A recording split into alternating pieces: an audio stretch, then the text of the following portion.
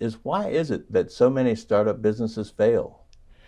Well, actually, I think there are a lot of reasons for that. Just for the record, 80% of the new businesses that started up would fail within 10 years.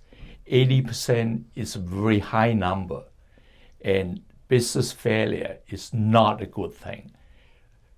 It can be extremely painful and very costly across the board. Right.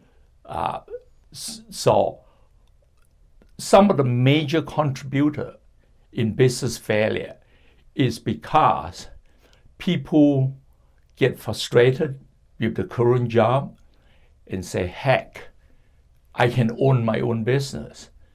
So they would look at different opportunities that's out. And they would especially try to look at their friends and families and whoever they may know to have make it and make it big and think that, hey, I can do it too. And that Me Too mentality is often one of the most unfortunate mistake that people have made. So most of them are not well thought out. They are not well thought out. They are frustrated. They think that it's a better option. They are a little bit overconfident and don't realize that if you want to start a business, you need to be extremely prepared, okay?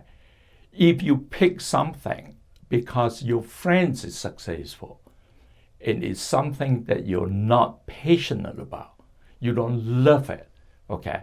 You hate your job, you quit your job, and now you pick up something that you might also hating, okay?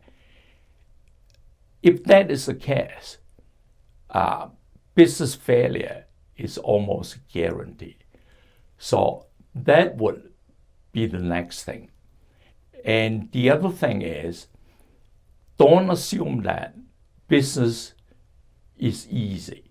It is one of the hardest things. In order to make sure that you are not making a huge mistake, the first thing you need to do is to learn all about it that you can. Learn about the competition. Try and figure out why are some people successful and others fail. And it's extremely important for you to not just make sure that you're passionate about what is it that you want to do, that you love it, and therefore you don't mind the hard work as much, right?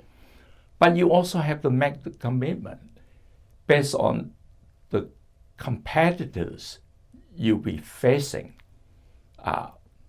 Can you make a commitment that if I'm going to get involved in that business, I want to be at least equal to the best I'm competing with? And if you can make a further commitment to the extent that once you're equal to the best that's out there, can I be absolutely the best all around? That is an extremely important thing to avoid business failure. And of course, there are many more. Right. And I think that's part of the problem with a lot of people is they wear so many hats, and it's difficult for them to be good at every aspect.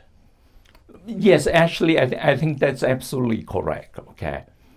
From my observation is that people who are real good at one or two things make the wrong assumption that because they're so good at that, I hate to put it that way, maybe it could be a very smart engineer who is extremely good in one or two things, but are not the best in being able to motivate other people to work as a team. Right. Okay? In business, there are many different categories, and it's important that if you're not good in everything, which you won't be, you're able to find the people who are very good in certain area or can be trained so that they become an extension of you, and anything that you're not very good at, you let other people supplement your strength. So together, Right. you greatly improve your chances of succeeding. Absolutely.